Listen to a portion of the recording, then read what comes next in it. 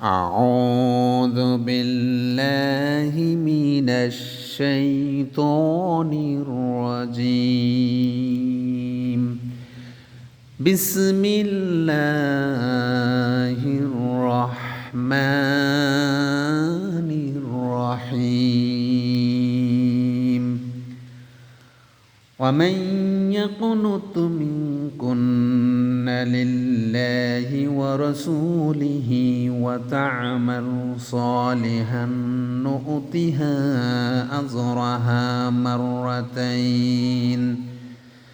أجرها مرتين وأعتدنا لها رزقا كريما.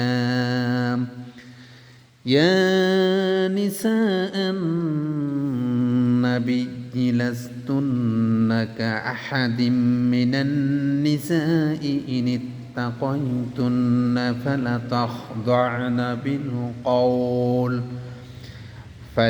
تخضعن بالقول فيطمع الذي في قلبه مرض وقلن قولا معروفا.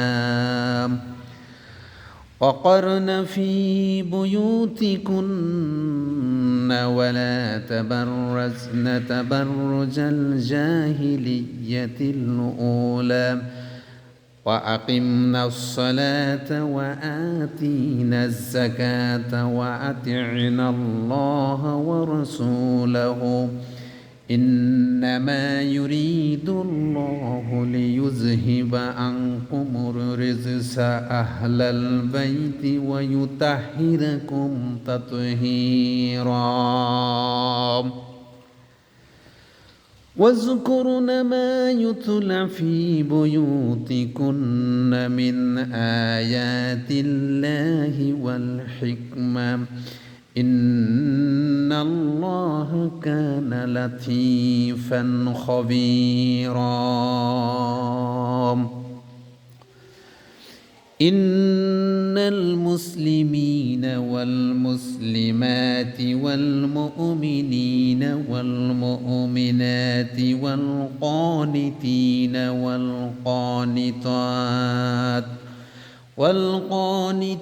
والقانتات والصادقين والصادقات والصابرين والصابرات والخاشعين